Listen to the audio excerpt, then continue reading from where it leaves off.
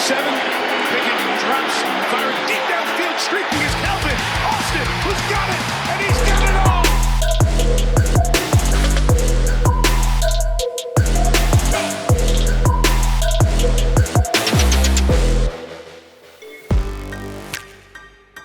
Welcome back to 5-Star Matchup. If you like what we do, and I know you do, make sure you're subscribed now and ring that darn bell so you never miss an upload. And if you want to support the show, please consider becoming a member over at patreon.com/5SMU for just $4 or $7 a month. 2 primetime games in a row? In the words of Danny Glover, your boy is getting too old for this shit. But hey, I'll take a get-right game any way I can get it. It's Steelers and Raiders on Sunday Night Football, and it just doesn't get any more NFL than that. Out trots the embattled second-year man Kenny P, who you gotta figure is liking the matchup a little better than the 2 swarming Ds he's faced so far this year. I mean, how good can they be? Bob Spillane is starting. But just when you think it's time to get the quarterback going, good old Matty Canada comes out with 3 straight runs into brick walls that fail to convert, and it's another in an illustrious line of Steelers 3-and-outs. Not a lot Canada is great at, but nobody calls a tighter 3-and-out. Suck on that, McVay. Well, you know what I always say the last 2 weeks anyway, at least we have the best punter in the world. Presley the Thick booms another one as his unbelievable hot streak continues. Guy is turning into a weapon, and I couldn't be happier for him. Determined to match the Steelers' offensive futility, the Raiders match him with a 3-and-out of their own, and it's back to the Canadian Army as fast as you can say Oakland Raiders. Ah yes, apparently we just aren't going to throw today. Sick. 3rd and 6, Kenny peels out of the pocket, finds his man, but lobs a flopping quacker over the head of the diminutive Calvin Austin, and Steelers are right back off the field. Plays like this have to start becoming routine for number 8. Back to the Raiders. Oh, and the theme of the night here is anybody gonna guard Devontae? Steelers somehow repeatedly let the Raiders' only weapon gallop freely through the D all night like a free-range racehorse, and he made him pay.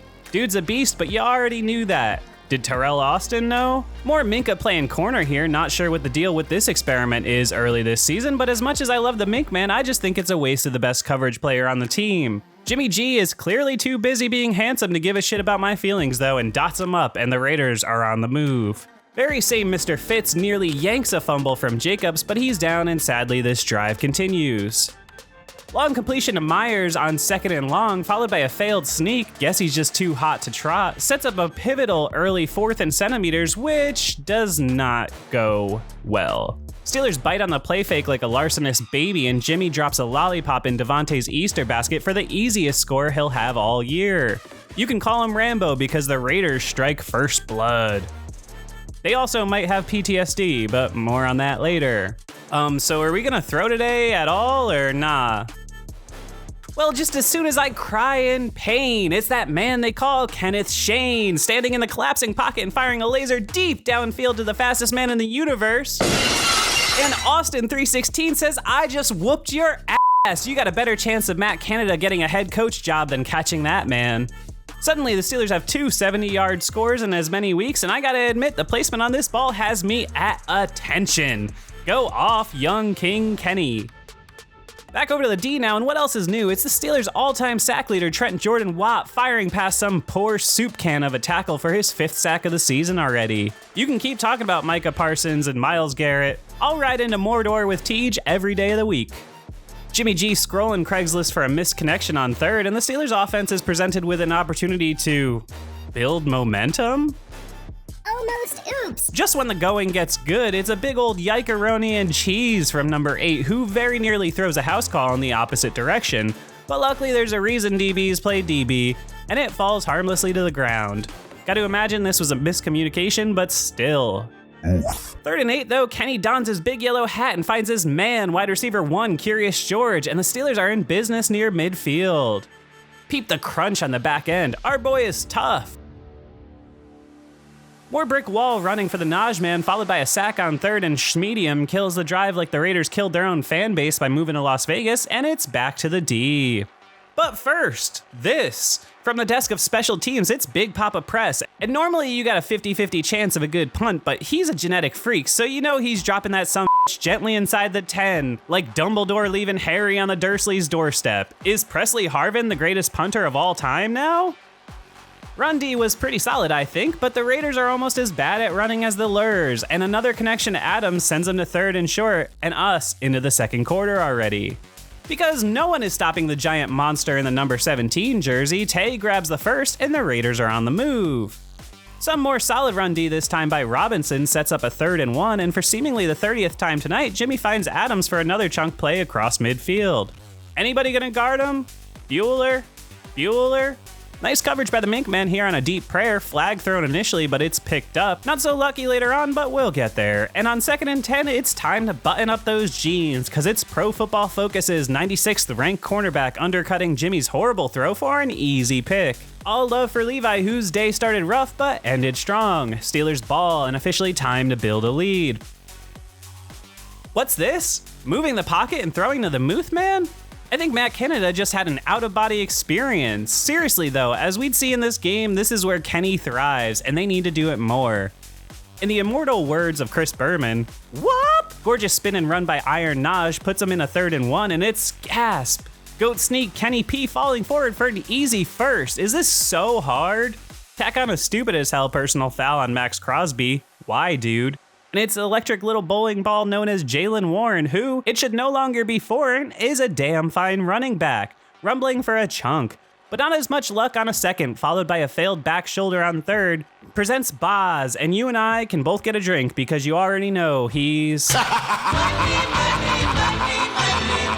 More stingy run D for the boys in white here, can't compliment their performance there enough today, and on 2nd and long, Jimmy figures fuck it, Tay out there somewhere and chucks it deep down the sideline, but it's another nice PBU by the law firm of Levi and Fitz, and we're just where you wanna be, in 3rd and a century. Raiders take the consolation yards and punt it back. Alright Steelers, time to milk that clock and put up a score before half. Is this another moving pocket? Large Kenjamin's rolling and chooses Mr. Pickens, who dots the I with a heart, and yes, you're seeing the genesis of the Steelers' next great receiver.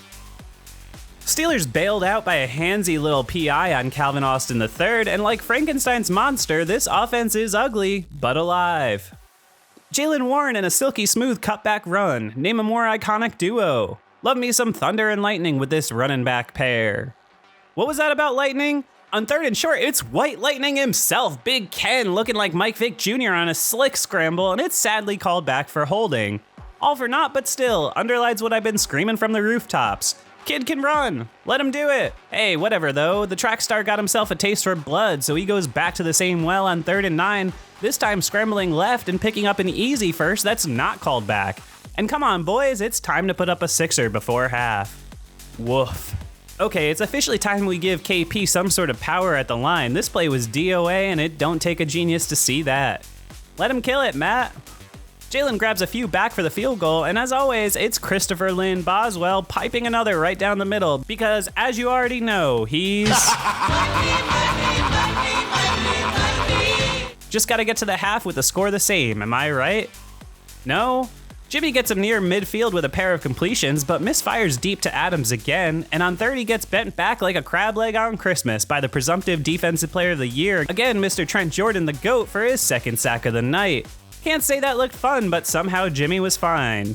This drive, however, is not, and it's back to the Steelers, who turtle this one away and head into the locker room for orange slices and pretzel rods, up by 6. Hey you, I know you're probably fast forwarding this segment and that's cool, but if you didn't, just a friendly reminder that your favorite YouTube show can't make ad revenue. So if you want there to be a future for 5-Star, you gotta slide over to Patreon at patreon.com/5SMU and drop $4 or $7 in the jar. That's like $30 for the rest of the season. I know you can swing it. You get a free welcome gift and Discord access where you can chat with me and the rest of the gang live during games. Do it. Now roll the game. Start off the half with an absolute murder ball from Jimmy G, and all I can say is Adams is lucky Ryan Clark works for ESPN now, or we'd need a spatula to get the All-Pro off the turf. Clean hit though, luckily and rightfully not flagged. Tackle made short of the 6 on third, and it's back to Canada's seemingly simmering offense. What do you know? You put the kid on the move and he finds his man AR-11, who for my money needs to be more involved in the passing game, especially with DJ out. He's really their only polished route runner. Doing whatever they want now, relatively speaking. Of course, it's the Naj converting on the ground, Kenny taking a shot and firing incomplete on first, and another nice run from the talented Mr. Harris on second, setting up a gotta have it third. And where do you go when you gotta have it? Want a balloon, Georgie? No? Well, how about a first down? Smooth pick route for Georgie Porgy with the dirty work done underneath by Allen Robinson, and it's more of what we've needed so desperately for years now. That yak! Steelers are playing good? 3rd and 7, protection is quite good for once, but ain't nobody open, so KP smartly chucks it out of bounds because he knows who kicks for the Steelers, and out trots that ice-blooded, brass-balled kicker with the heart of gold, who even from 57 is. Steelers extend the lead 16-7. Ain't nobody gonna stop Adams like this, that's for sure. Don't you just know this is where the Raiders make it a game? Already in Steelers territory, Jimmy G gets enough time in the pocket to bake his famous cheesecake with the ricotta because you know he's a good Italian boy, but luckily he's handsome because here he doesn't look too smart. Not sure if Jimmy was trying to get this thing out of bounds, but instead of barreling TJ forces him to throw an old-fashioned arm punt to Pat Pete, who's finally in the right place at the right time for the pick. You cannot guard this man. George Finger Pickens once again strumming his old banjo all by himself in the middle of the field, and call it 5-star intuition, but I got a feeling the Steelers are about to put together their best drive of the season. Something out of nothing for Jalen keeps him ahead on the down and distance, what I've been screaming they needed all year, and it's some nifty Canadian trickeration on a screen to Warren, who scuttles for a gash across midfield. Hey, just like Press, if we're gonna hate on Matty C, we gotta give him his flowers when he deserves them. Nice play. More nice protection from the now gelling offensive line allows Kenny to find the Muth man, and spoiler alert, more on that in a second. Alright, now this is a first round back. Slick run from Harris, who in my opinion just continues to prove that he's an absolute workhorse. He has a place on this team, they just need to help him more. And imagine that, running the ball sets up, you guessed it, play action. And you see that arm fly up in the air, Muthman streams wide open, and Kenny finally throws a second score for the first time in his career, and we get a Muth spike and dab on his second score of the season. The entirety of this drive is filed firmly and on the top of the pile of things you love to fucking see. Steelers 23, Raiders 7. And apparently that means it's time to start letting up on Run D. Too much time for Jimmy again lets him pick and choose a wide open Myers, and just like that, the Raiders are threatening to make this a game again. Ugly clucker of a ball by Garoppolo here somehow finds its way into the incredible hands of Devontae, who frankly I feel bad is stuck playing for this terrible organization. Grass ain't always greener, is it? Like parking a Ferrari on the street in Brooklyn. Nifty little dance and prance for Jimbo gets him a third, and the Raiders are nearing the business zone. Did someone say Keanu? The Rook was hell-bent on taking down the quarterback, and excuse my language, but this is without a doubt a holy sack for the first-year man. Just an absolutely beastly play to halt this drive's momentum. Will stand as an underrated huge play in this game for me as we head into the fourth and final stanza. Comedy of errors for the Raiders now, who take a false start followed by a hold. And this once promising drive is officially chum in the water, but leads to a pivotal moment that I think requires further examination considering how things went. Down 16, McDaniels chooses to go for it on fourth with 13 plus minutes left in the game, and honestly I'm all for aggression, but think this was a huge mistake. If they take the field goal here, it eliminates the need for two two-point conversions in a hypothetical comeback. Instead, McDaniels proves once again that he's a big stinky loser as a head coach, and Levi locks down the stop to turn it over. Well, they might not be teenage mutants, but the Steelers sure are turtles on this drive, running a pair and chucking a prayer on third to give it right back to the Raiders instead of keeping them on their heels. Wimpy wimpy.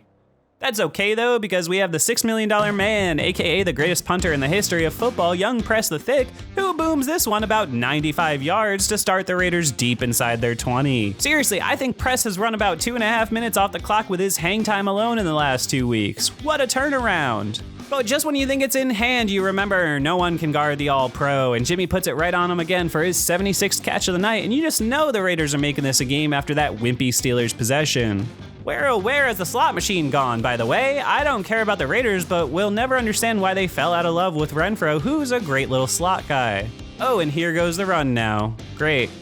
Steelers clearly getting blown up on D, and oh, what could have been if they had merely possessed the ball for 2 stingy minutes. 1st and 10, and it's Marcus the Golden Pony firing past this snow cone of a tackle for his 2nd sack in as many weeks, and I can't express enough how hyped I am for the outside backer depth that Kahn and Weedle have finally put together. What a player to have as a backup. Defensive holding on this one gives him another 1st, and it's death by paper cuts. Devontae finally drops one, also a bad throw, but still. And on 2nd and 10, it's a rare blitzing Mink Man flying in for an easy sack on Jimmy G, but wait, there's some bullshit-ass bullshit. Are you f***ing kidding me with this? He basically pushed him down. As they said on the broadcast, it doesn't appear to be forcible, in my opinion. It looks like he's on the shoulder mostly. This just ain't a penalty, Chief. Huge moment in the game shifts the balance. We're gonna need to outlaw hitting the quarterback at all soon. Note though, even with the field position, Steelers D makes them work for it, draining another 90 seconds or so before the inevitable score pulls the Raiders closer with 5:40 left. Gotta go for 2, and the Steelers choose to sit back in coverage, giving Jimmy enough time to make his famous Big CD in the pocket, and when he finally gets rid of it, he finds Chandon Sullivan totally back-ass-words for an easy PI call. That just don't need to be. And just like the Browns last week, the Raiders only need 1 for the 2, and get it they do with a vicious play fake, and this is officially a 1-score game. Shockingly, the Steelers come out throwing on 1st, but it's just out of reach for the tiny Austin. Think I would have gone to Robinson here, but that's just me. And on 2nd, it's another famous Naj run for nothing. 3rd and long, Kenny goes deep middle trying to hit that same throw to Muth he did in the preseason, but it's regular season, so it fails, and it's back to the Raiders with a chance to eat against the huffin' and puffin' Steelers D, who has little left to give. Jimmy gets him moving with a pair, but tick, tick, tick, we're under 4 now. Finally, some pressure forces a bad throw, and some more forces him out of the pocket, and credit to Jim, I saw him do more on the move in this game than I have before. Definitely some underrated athleticism. Regardless, it's a do-or-die 3rd for the Raiders, who don't get it and try again on 4th, but instead a snap violation knocks him back, and McDaniels questionably takes the field goal he refused 10 minutes ago, and I do not get this at all. But wait, there's more! DeMarvin Leal gets called for the old leverage play, and my life is flashing before my eyes as I ponder just how quickly the Steelers have the ability to go from very fun to very not fun. Note the clock though, 3:11 left. Jimmy hits Jacobs underneath for a few, big old nothing burger to Adams on 2nd, what is he doing here? And on 3rd again, it's Mrs. Watt's baby boy with another pressure forcing an incompletion and another 4th down for the Raiders. Somehow, even with an extra 2 minutes to have thought about it, McDaniels again chooses the field goal attempt now with just 2:20 left on the clock, cutting the lead to 5. I just do not understand this decision at all, especially considering he turned the points down 10 minutes ago. But hey, maybe that's why Josh McDaniels is a good OC and a head coach in this league. Either way, Raiders close the gap to 5, and it's back to Kenny P and the boys to close it out. Could have bet my 401k this run was coming, but at least it grabs a few. And on 2nd and 5, it's another choose your own adventure for Harris, who grabs a couple, and that sets up our 5-star. Player begin. Pickett's feet tonight in some of these key situations that have decided it. They go empty. He rolls it. He throws it. It's caught for the 1st down. Allen Robinson.